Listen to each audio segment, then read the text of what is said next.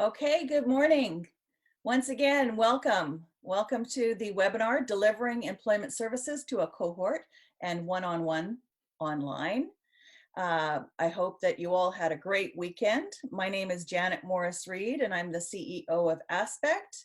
And I was thinking this morning how great it was to start the week after a long weekend with a webinar, rather than having to do some of the other chores that we have to do in our jobs every day.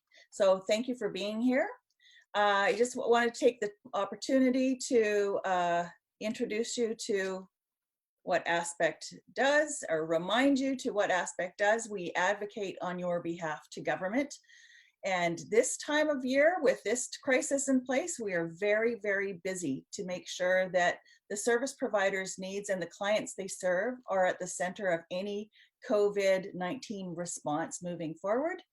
This webinar is part of our professional development opportunities that we have for members. They're free for members and a small fee for non-members. If you would like to join Aspect, you can go to our website, aspect.bc.ca/join. Today, I would like to introduce you to Megan Hamlet, who will be presenting today's webinar. She is with Ethos Career Management Group, and this is the third in a four webinar series. If you have not signed up for next week's webinar, it is Developing Engaging Online Content. And to sign up for the webinars, just go to aspect.bc.ca/workshops and webinars. The address is there below. And I will just review how we can communicate through this webinar. We have a smaller group today, so it may be a little bit easier, but there's two ways to ask questions. You can use the chat function, or you can raise your hand. Oh, I've got the icons in the wrong spot, I just realized. On my slide. My apologies for that. So I'm sure that we have all gotten used to the Zoom work. So, oh, I see there's already some chats. And yes, yes. Yeah, Megan already answered. Thank you, Megan. I wanted you to put in your own words, but I wanted to take it off your screen and you didn't have to. Yes, it will be recorded. The last webinar recording is still to come. I made the mistake once again by not pressing the record at the beginning, and I lost the first bit. So I want to do a little bit of editing before I send that out to everybody. So thank you. So I will now turn the floor over to Megan Hamlet from Ethos Career Management Group. Megan, if you could just start with an introduction of who you are. Yeah, for sure. Hi, everyone. It is weird for me. I think I said this last time that I can't see everyone who is here, so I can't tell sort of who's looking at me or whatnot. But I will pretend you're all super engaged and like last time. But I did really enjoy it. My name's Megan Hamlet, and I work for Ethos Career Management Group. I've been there for the last 3 years. I've been a program manager in our SE programs both in BC and in Alberta. And I've been a facilitator and learning specialist in our TechWorks for Youth and our LGBTQ contract community works. So I've had a number of years experience in facilitating and delivering online content, as well as the previous sort of 7 to 9 years before working in this industry. I worked for Amazon, one of their subsidiaries, in providing online training and support for a sector of our business clientele.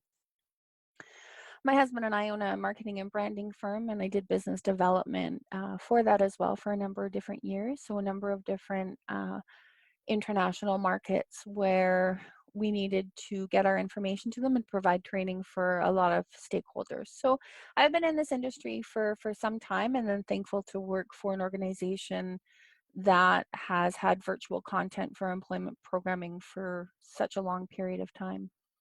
The great thing for us is during COVID, we actually didn't miss any days of delivering content or delivering services to our population, to our clients, to our participants, because nothing changed for us other than how the clientele might have access to accessing the initial paperwork to the program.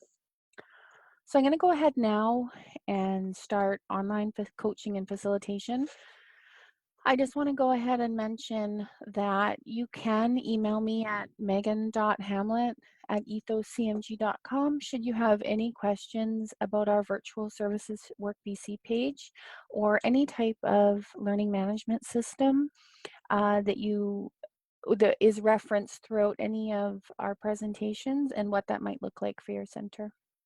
And so I'm just going to go ahead and share my screen now and start the online coaching and facilitation. Okay, so everybody can see this nice woman looking at her camera or at her computer. So the following presentation will help you navigate how to use various online tools to help you facilitate and coach online. So I want to start with preparing you for one-on-one contact, because a lot of the components that take place with one-on-one actually take place in the cohort environment. So there's three things that I want to talk about in our presentation, and they have to do with before, during, and after. So I would imagine that a number of you are quite proficient in controlling a classroom and understanding the different personality types in a classroom and what you do in person to manage behaviors and keep control of your classroom.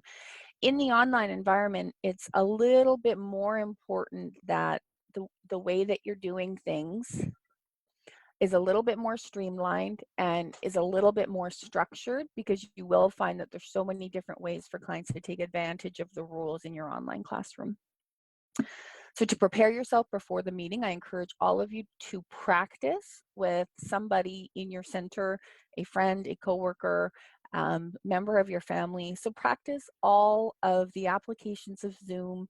Understand that you know you have the permissions to put this on to your computer, and understand that you know how to do all of the pieces that are required in an engagement online, so that you know how to start and stop, invite the participants, remove the participants, mute everybody's microphone, set the sharing of conversations to participants can have no way of chatting between each other, or participants can only chat to the entire group. There's no private chat going on behind the scenes. That you can share your desktop, excuse me, share presenting privileges with other participants, record the meeting. I always forget to record the meeting. In fact, I forgot it in one of my sessions recently. So I like to make a little note at the top of my screen, especially if I know that I want to go back and look at how I look, or I want to see what happened in the meeting, maybe where I lost engagement with a participant is really important. So I just make myself a little note so I don't forget. I also put little glasses around the camera at the top of my screen, which reminds me that that's the talking point where clients can see my eyes, so it looks like I'm looking at them directly, and that reminds me to speak into that zone right there. Give yourself 5 to 10 minutes, much like you would do in a classroom, to make sure that you've got the papers out on the desk, or you've got your things arranged, you know, your agenda maybe on the flip chart, or you've got your presentation geared up behind you. So I like to turn the camera on by clicking new meeting, like not the meeting that I'm going to be joining. And I like to see exactly how my light is showing up that day, that I don't have any sort of like lipstick on my teeth, or that I just don't have anything that might make me look unprofessional, or my background showing up weird or something. The reason I'm a little bit more careful about that than I would be in an online classroom is there's so many less cues that somebody can see online than they can actually see um, in the classroom. And I don't necessarily want them to see somebody walking behind me or things of personal nature behind me. So I just really want to make sure that it's an environment where everybody can come in and feel safe and engaged, but there's nothing really that they're looking at that's taking away from what we're doing right now. Consider investing in a headphone with a microphone. I find that I'm able to hear and understand what someone's saying a little bit more, rather than the information coming from the computer without headphones. So I just wanted to acknowledge that I find I can connect a little bit more with hearing the feelings in people's words, or the slight variances in tone, when I have access to a microphone.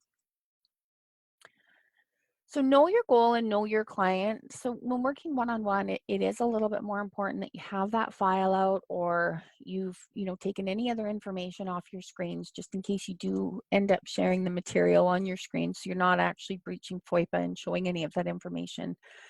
But I like to, they can see your eyes moving all across the screen when you are looking at their file. So I try to have a bit of information that I know is relevant to that client, just available in my head rather than having to search around on the computer. Because then occasionally you might close your Zoom tab down, or you might not understand how to maximize the screen again.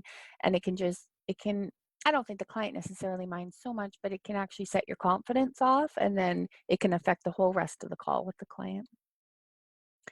So dress appropriately. It's so easy to slip into wearing hoodies or wearing sweatshirts or wearing, our at-home clothes.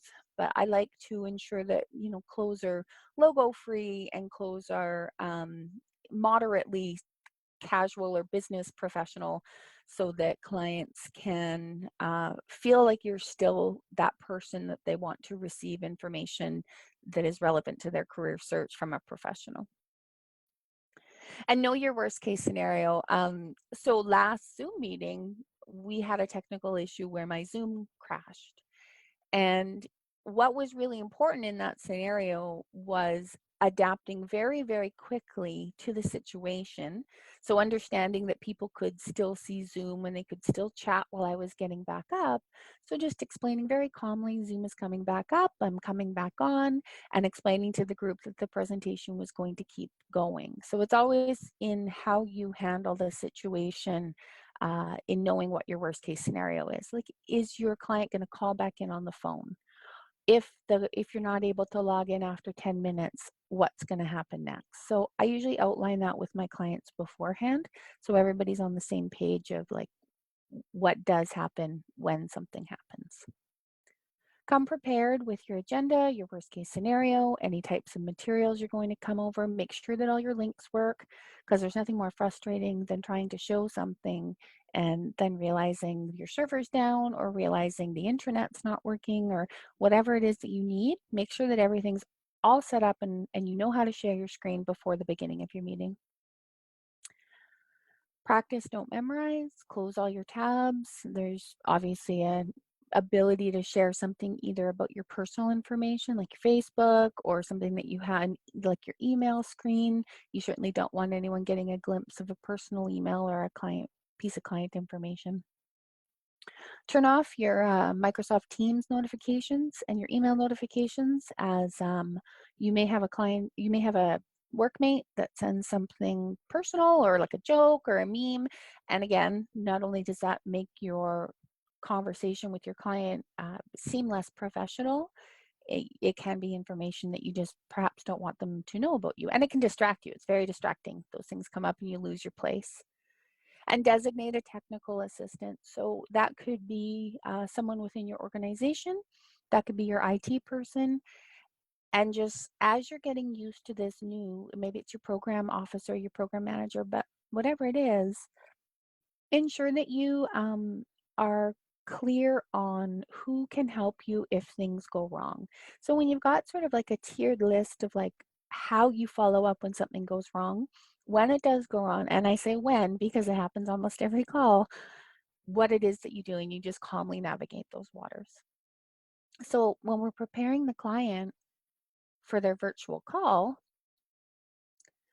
we want to set up the email invite to the meeting. So if it is going to be by Zoom, I like to, in the body of the email, I like to explain to them exactly what's going to happen in our meeting. And that can often stop the client from going down a rabbit hole, especially a multi-barriered client that maybe hasn't had a lot of interaction due to COVID, and they're, at home in a comfortable environment.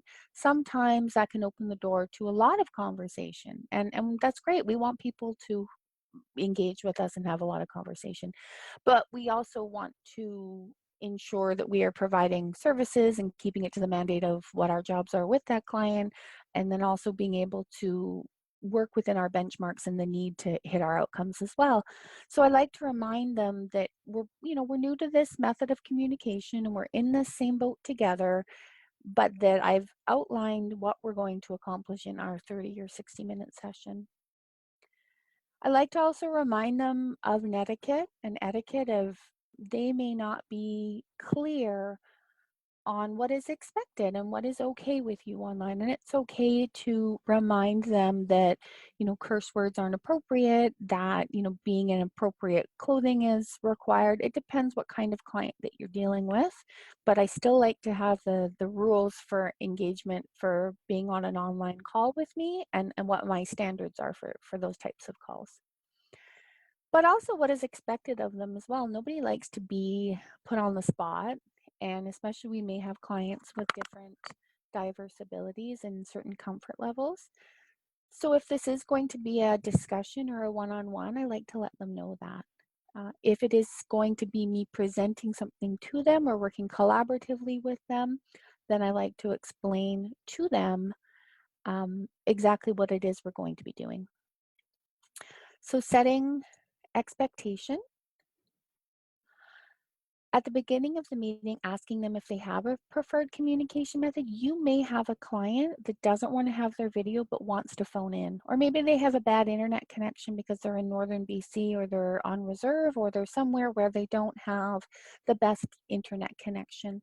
So you may have them call in using their phone, and they can, on their phone screen or on their computer, see what you're doing but not take up so much bandwidth by showing their video.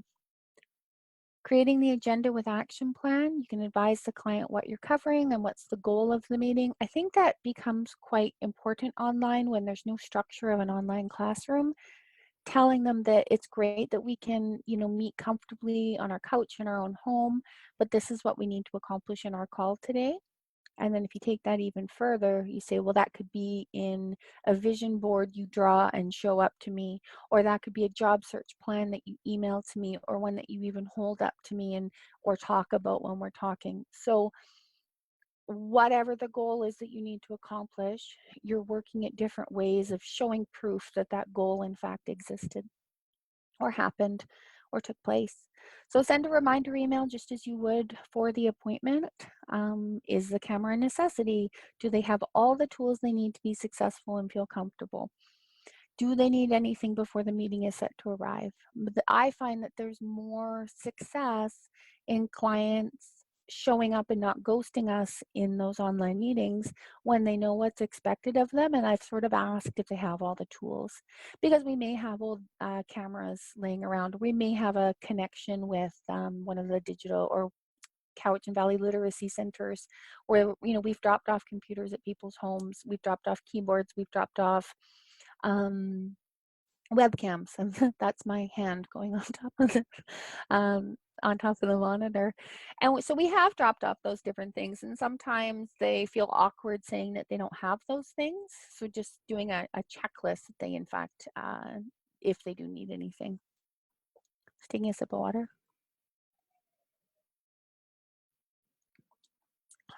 Acknowledge some awkwardness as you navigate through this together, that you're going to be a case management virtual team together, and what to do during the meeting. I personally find, and in talking with a number of the facilitators in our organization, having a way to start the meeting, like tell me about your day or your weekend, just getting people comfortable with the normal pleasantries that would happen in a classroom, um, and really getting them into more of the engagement piece. Like, just because you turn your Zoom on doesn't make it a virtual classroom. So we talked a little bit last time about the different tools that were available. So now it comes down to also using words and activities that help pivot this into more of a classroom style as well. But acknowledge the awkwardness, like when you make a mistake, like acknowledge that it's funny as we're learning this together. And they, you will have some participants or in a one-on-one or cohort that have more of a technical capacity than you do. And sometimes they just want to help you too. And just if you acknowledge the awkwardness, they're more likely to help you, not than point out that you have a gap in education as it pertains to teaching online. But think about your connection, like think about where you're looking into the camera, think about your body language. I think I said this last time, that when I'm really concentrating on someone talking, I get kind of this look on my face that looks like I'm angry. It isn't that I'm angry at all.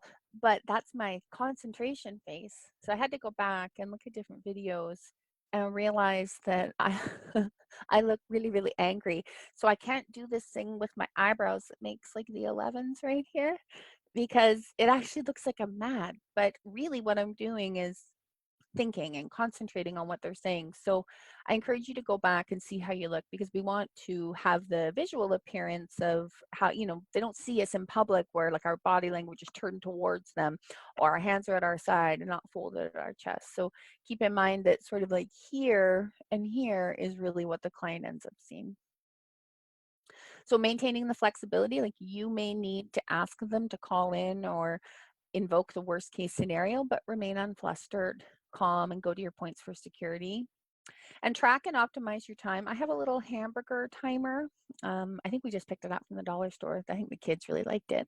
And I just set it. And I mean, you could do a timer on your screen as well, but I like the hamburger one. And it's something I show my participants in the cohort, like, oh, I got the hamburger timer, and we just set it and they can hear the ding when it goes off. And it's just one of those fun ways that they know that it's a tool that I have, but it also keeps me on track. There's nothing worse when you're getting close to the end of a session and a client is disclosing something fairly personal or they're in the middle of a story. And we don't really want it to be something where a client is telling their story again and nothing happens because when you disconnect virtually, it can really feel like a strong disconnect. And so I find that I really want to keep those segments adhered to time-wise of what we cover in each little block. I think it makes the clients feel safer and more likely to return in an engaging fashion when they come back online. So I often ask for feedback, and like I asked Janet for feedback on a presentation and she said, no, it was great, but make sure the cursor doesn't move around too much. And that was really good feedback because I forget that what I know isn't always necessarily what everybody else knows. And the quickness in which I go through things can be distracting to people who are trying to look at something on the screen. So even though they're going to get a copy of this after, we've got a number of different learner types out there.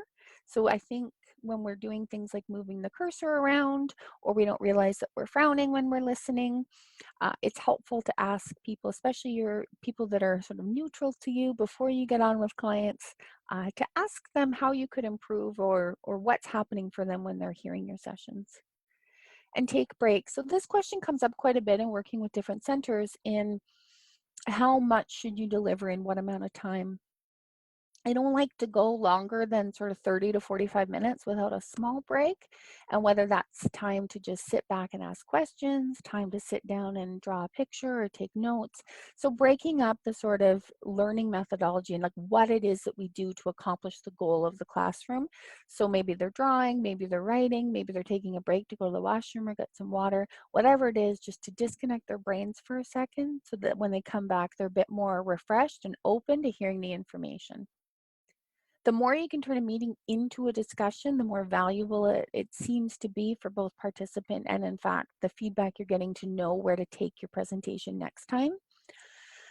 What you will find is you end up not quite being able to cover as much as you would have in a classroom. Like you can't really fire hose, that's my fire hose. You can't really fire hose as much information online because it just doesn't sit. There has to be more tell people what they're going to learn, show them what they're going to learn, do it with them, reiterate what they just learned, and then have them show you one more time. So it's sort of this process of like see and do and see and do and see and do, rather than as much of like, okay, well, I'm going to talk for this period of time and then you're just going to go and do the thing. Take your minutes. You may find that to go back, they may need certain things being answered before they go to the next stage because you may have thought that your clientele is here and in fact they're down here. Or you may thought your clientele was here, but in fact they're up here.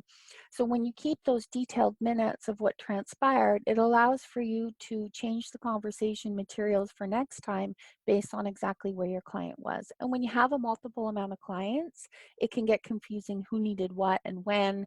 And so some good tips come out of that to be able to share with your future clients. Well, watch your language. It's pretty easy. I don't think any of you probably swear like during your sessions, but it's just really important to watch your language because it is really easy to slip into being comfortable or more casual being at home. So we want to make sure that we're keeping everything related to being in the office. We talked about this before. Be mindful of sharing your screen as it can relate to personal internet sites as well as client confidentiality.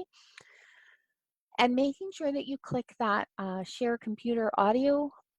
So when you're sharing your screen, there's a little box on the bottom left that says share audio, like share computer audio. Make sure you share that if you are sharing something with a video. Otherwise, no one can obviously hear what it is you're trying to share on your screen. And then have an exit plan. I like to tell clients what my exit plan is before ever invoking it. So this is sort of in the etiquette and etiquette portion of working together. And either I may put that in the body of the email when I am working with the client, or that may just be a quick disclaimer at the beginning of the conversation. So this relates to keeping the client on track, but we do recognize with some job seekers or multi-barrier clients and those with diverse abilities that they may react to your guidance or your conversation with volatility. And you do have the option to, if you've received consent, but you do have the option to record the conversation and remind them that you're not here to put up with any foul language or any kind of beratement. You're just, and you will remove them from the conversation, and they can talk to someone in your Work BC Center or the program manager, whatever sort of dynamic you're working with there. But you're not required to take that, especially online, and you are supported. So I would also reach out to your program managers about what the steps are if someone is treating you in a fashion you feel uncomfortable with. Give the client the 10-minute warning, obviously, as a sign of respect, so they don't go too far into a conversation that they know is going to be cut off in about 10 minutes. And then what to do after the meeting. So I like to thank them again in an email. I know that if something funny happened, I know that I like to say, oh, it's fun, Zoom obviously crashed. Like, oh, we weathered that storm together. Thank you so much for meeting with me today. I look forward to meeting with you next time and seeing the cool resume you come up with. In the meantime, I'll be working on this. This is my takeaway that I will come back to our next meeting with, and I look forward to you coming back to the meeting with this. So let them know what way you're wanting them to come back. Are they coming up with just a list of jobs that they want to apply for? Are they telling you which jobs they apply for? So just make it very clear how it is that that client's supposed to be responding back to you. Review the minutes, take a moment to add additional comments, follow up with them, layer any action items, and then set up follow-up appointment if necessary.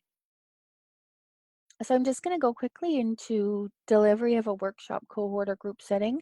Normally, I would sort of stop at this point and ask some questions, but I think we're going to have a few minutes at the end, so that might open up the door to different questions being answered, if that's okay. So delivery of a workshop, cohort, or group setting. So these are a little bit different. You have the one-on-one coaching online, I feel is a bit easier. You're able to connect a little bit better with clients. But the reality is most employment programming in some capacity is going to be moving to a virtual classroom in a number of different organizations, whether it be higher education, whether it be one of the school districts, whether it be any of the ministries.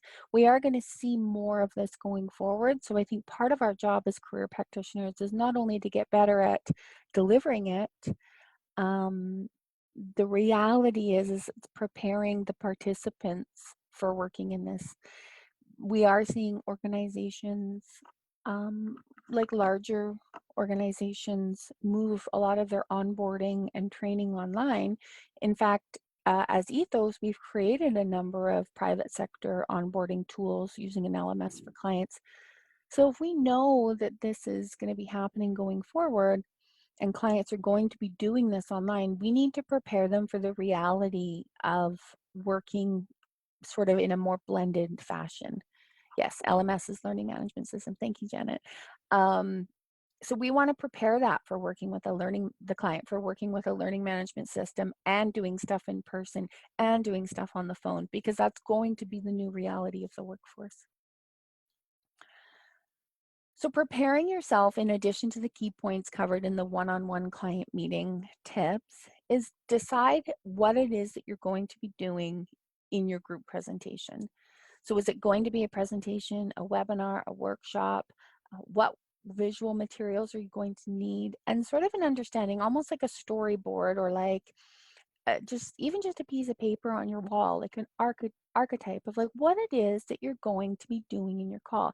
First 10 minutes, XYZ. Next 10 minutes, XYZ. And you've got sort of items in there, and that can kind of help you with the flow. And I just put like a big clock next to them. I'll be like 9:10, we move to this. 9:20, we move to this.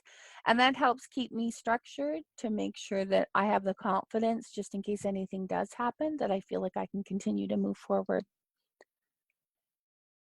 But it's also a good way to tell clients what it is that is required of them. So are they just turning on their camera and listening? Are they following up with you afterwards in an email? Are they bringing work and then they're presenting at the end? So people tend to feel, clients are most uncomfortable when things are sprung on them.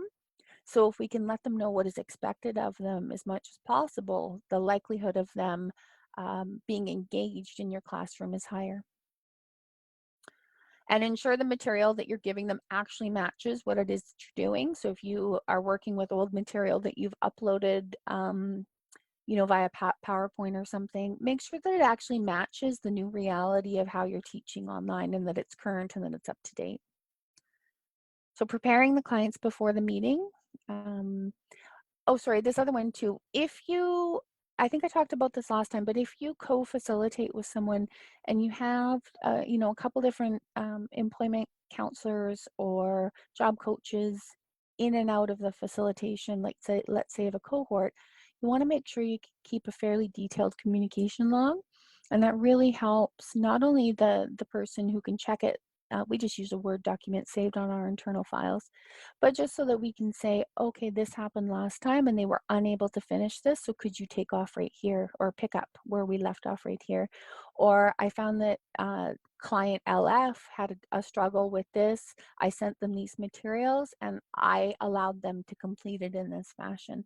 So just, it's a little bit more likely that there's a few nuances that you'll want to keep track of if you are sharing presenter privileges with somebody else in the cohort. So ensure that your group has, this is probably the biggest piece, ensure that your group has in their participation plan signed what we expect of them, not only to hit the benchmarks and outcome requirements of the contract, because we want to ensure that they understand what our goal of this program is as well, but that they've signed that they understand what constitutes being rude online, and what it actually means for contact to be appropriate or inappropriate. So it's important that they understand who to reach out for help as well, because as I say, it can feel like they don't know who to go to when they're online. It feels kind of like this weird open place. So when you explicitly state, like, I'm here for you, and here's how I'm here for you, and here's when I'm here for you, that seems to open up the door to a little bit more engagement as well. So during the group meeting, discuss with the clients muting and unmuting their microphone, functionalities of raising hands and setting statuses. I encourage you to shut off the group chatting so that either they can just chat to you, they can have no chat at all, or they can chat to everyone. I don't like the idea of chat going on behind the scenes. You can remind them that you do get a copy of all of the chat from your meeting, so that can dissuade the conversation if they are going to be talking between themselves. But I just like chat to be about the program, not about anything else. Ask the participants if they feel comfortable. They can right click on the name portion of, I'm just going to do it now. And changing your name is really easy.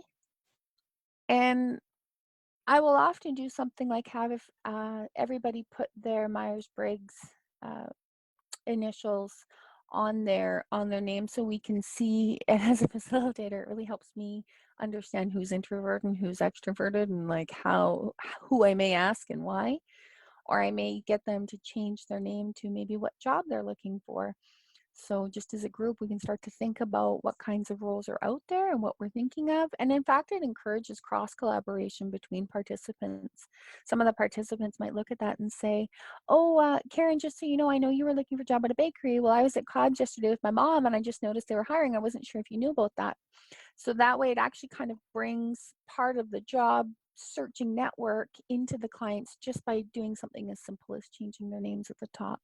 In our self-employment program, we get them to change their names here to reflect the type of business that they're looking to start. And that's kind of cool too, because you see a lot of cross-pollination of ideas from people who, know certain things about certain industries. But vary your delivery methods. Like what seems like 5 minutes in the real world can seem like about 45 minutes online. So adapt your methods of facilitation to include visuals. You can use the whiteboard. You can use open-ended questions, group activities. Don't discount like pen and paper and doing things. One of the facilitators in a session this morning said, how can I'm thinking of sending them a few things in the mail and they can like hold up signs or whatever. And I said, well, don't discount even just having them do something simple like making their own stop sign, right? Like just encouraging that, you know, um, colla- collaboration so that they're actually part of the activity as well. And you can see the different kinds of stop signs and why did they choose to do a stop sign like that. And they can just even do anything from stop, go, and it's just a way to encourage participation. And define the breakout rooms. I do like breakout rooms. Breakout rooms are a great way because you can float around the breakout rooms just like you would if you were in a conference and you're walking around the tables. And in this capacity, people can go off and have a little bit more one-on-one or two, 2 to 3 people in a group, and they can, talk about a certain topic and have their work and then come back. And then if you've got someone that's really introverted, then maybe they don't have to participate in sharing what conclusion the group came to, or maybe they can come back and type it out, or they can just show what they did. So there's a number of different ways to accomplish that. So we talked about this allowing for chat, but you have the control to be able to decide how you do that chat. Engage your clients by drawing them into the discussion. Again, this might be something that's outlined in the agenda. One of the things we do in our Community Works contract is at the beginning we take the time to have the class decide how they want the rules to take place. Now, we may have a set of rules that we say, okay, well, this is a stipend related contract, so you do have to show up Monday to Friday from 9 to 1, and then 2 to 3 is classroom time. But we have a couple different ways that we can have this work. So we can talk about how do you guys feel communication should take place? Should it all take place on chat? Should we raise our hands using the emoticons? And so at times we will sit and we will make the group rules with the actual group, because each cohort may have different styles of participants in them. So you want to have the rules as per your contract, right? I mean, you have rules as a facilitator that are just like rules of proper facilitator to student behavior.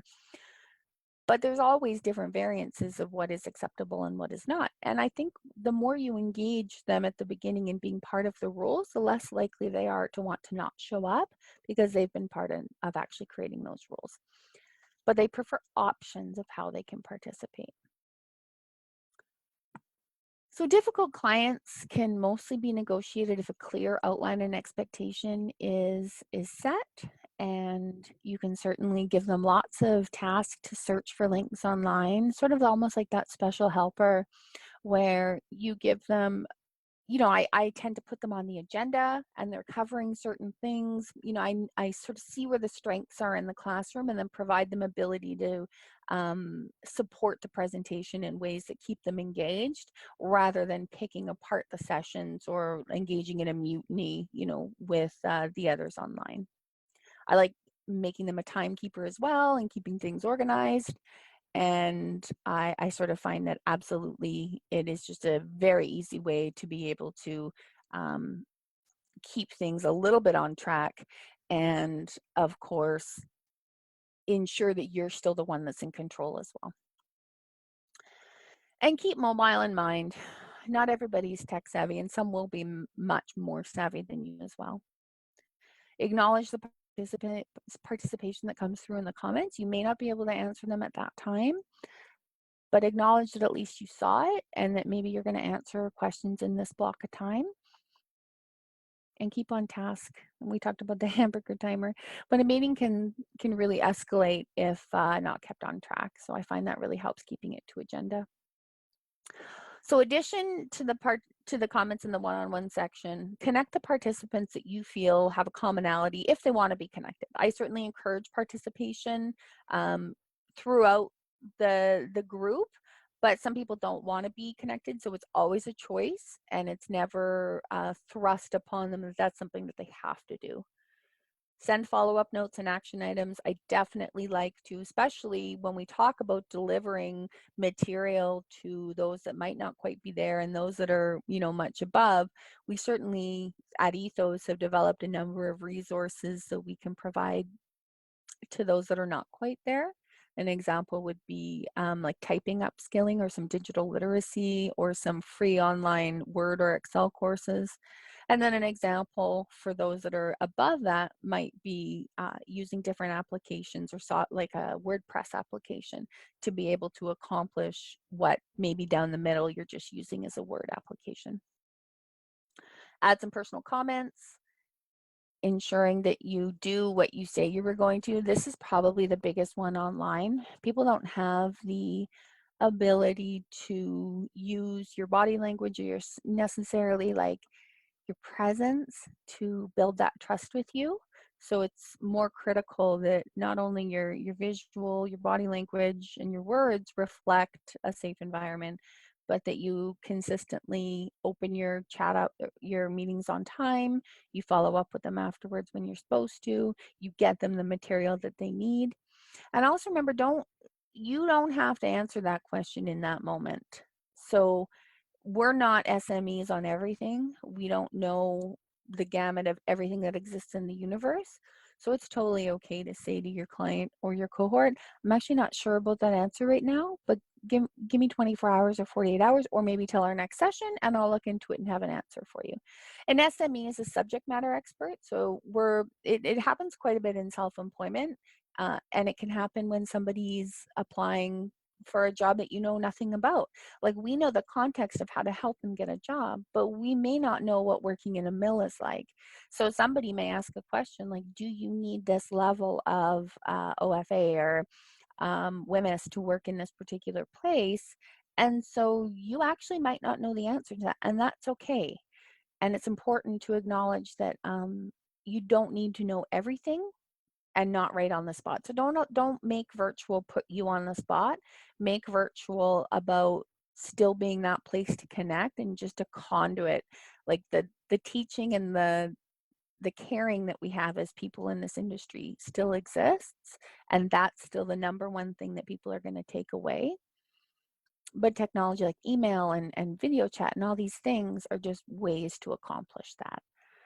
So thank them for participating and their vulnerability, because we may get very comfortable teaching and facilitating online, but that may not be the case for someone who's really not engaged in online talking before or online learning.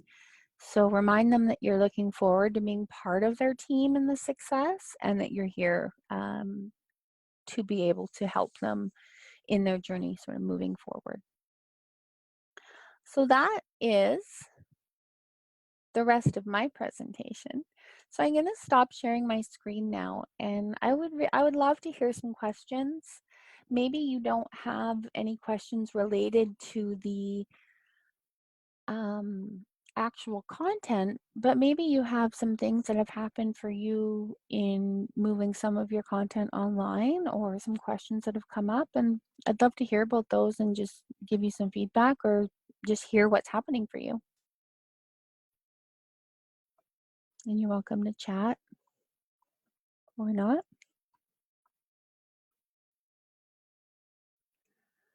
Yeah, that's a great question. So Greg just asked, what are group size guidelines you have learned from my experiences? That's a tough one. Our self-employment one in Alberta, we have about 15 to 17 participants every 6 weeks. And I would not recommend that high of a number until you are really well versed in online facilitation.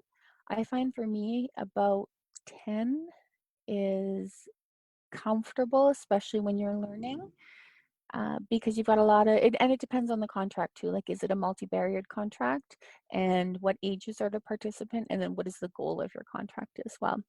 Like, I find in pre-employment, you might have it be a little bit less. Like, if you're really focusing on the soft skills and the readiness skills, then it might be a little bit less, like 8 to 10. But that doesn't mean you don't have contract requirements as well. So we have to keep in mind that your contract might be written that you have, 12 to 15 people every 6 to 8 weeks. So it's sort of looking at what you do in your sessions and how people in those larger ones, you want to break them up a little bit more so that they're working in breakout rooms or groups. So not talking to 15 people at a time, because that can be extremely overwhelming. But in my experience, I think 10 to 12 is probably the comfortable place. Anything less than that is also fine. Hopefully that helps answer that question. But what else? Has anyone pivoted quite a bit online? And how have you been negotiating, like, people not wanting to turn on their cameras?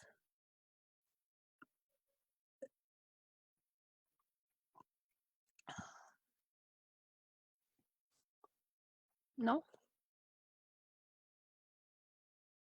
That's okay. They can be shy on a Tuesday morning. Yeah, that's understandable. Well, thank you, Megan. Oh, hold on. Oh, You're just starting to learn all that. Yeah, absolutely. I mean, it was kind of thrust on us, with COVID, and, what the expectation and reality is going to be going forward. And I think that's why we're seeing a good value in different organizations, seeing what they're doing and hearing what they're doing. And I think it's a good time to be able to start to learn, right? Because we're in a great place where, as the restrictions start to lift a little bit, we realize, yeah, keeping people more engaged right now. Hi, Sarah. I work with Sarah. So great questions. So Sarah said, I think it's more about keeping people engaged time after time. Clients seem less invested in general right now. It's true. If you could sit at home and collect a CERB payment, or if you can, some people have a lot of different concerns about going back, and it is our job to sort of help quell those concerns, but also just keep them engaged. So maybe your sessions are more about prepping themselves emotionally to go forward, or it's prepping them on maybe not things that are right now, but still keeping them moving forward, because that question is going to come up. And we've talked about this in our job development meetings. What are they going to say to an employer after this? So when an employer says to them, well, what'd you do during COVID? And they say, well, I didn't do anything. I mean, I think they're going to be in a different style of unemployment market going forward. We're going to see a lot less jobs and a lot more people going after those jobs.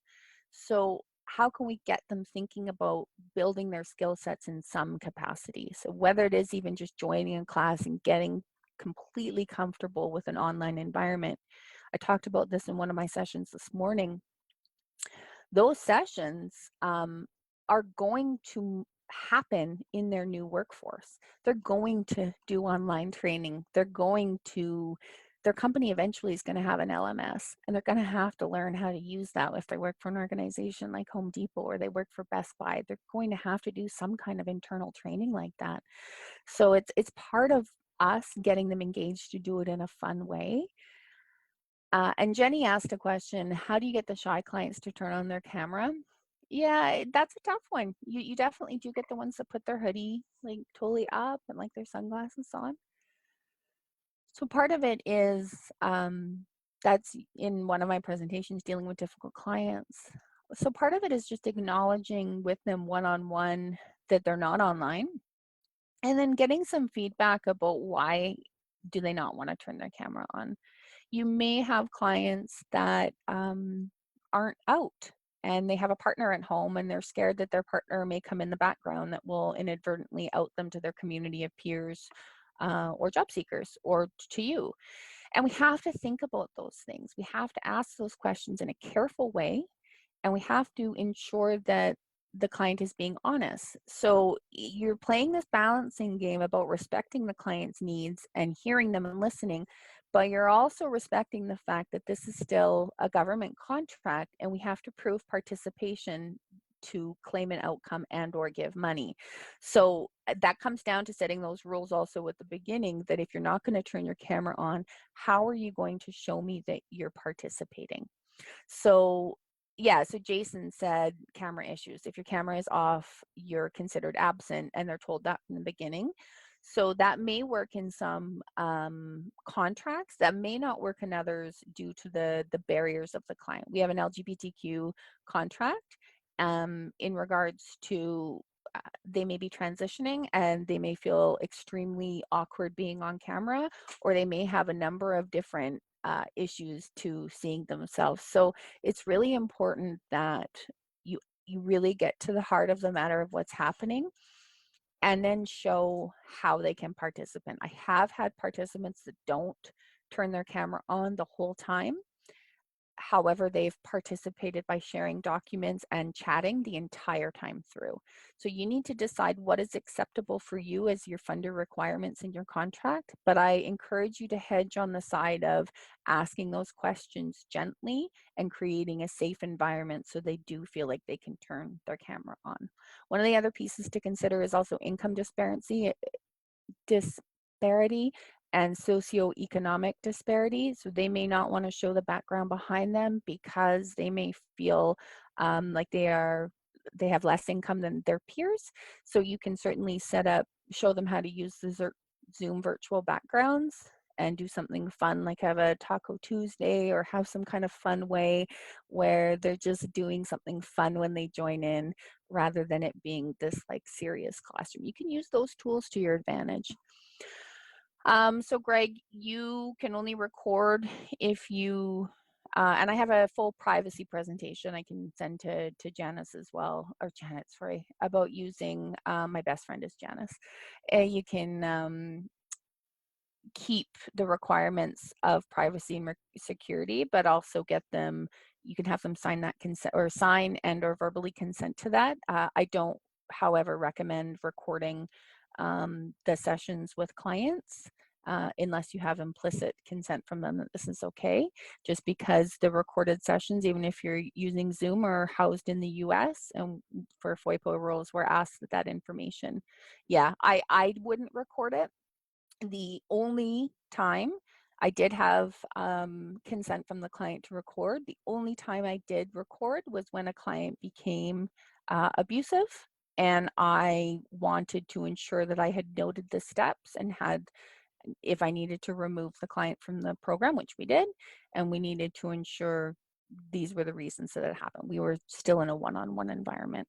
So I don't recommend recording unless you're doing sort of where you are talking and they don't have their cameras on. And then again, they don't have their names. And you can certainly ask them to change their names accordingly. Does that help? Looks like it. Oh, it's nice to see my coworkers as well. Hi, Sarah. Hi, Patty. Yeah, engagement is really important right now.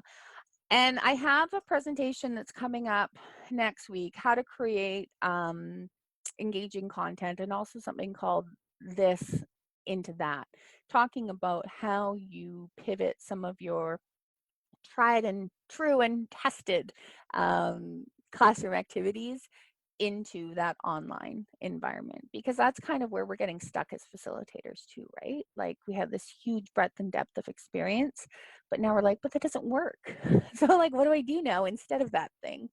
And so I have some great ideas that I reached out to staff and I've gotten some great responses, and then some things that have worked in our self-employment contract to keep people engaged and doing things that they don't even think that they're doing work stuff, and just keeping them happy and coming and wanting to be in the place where we're doing the fun things.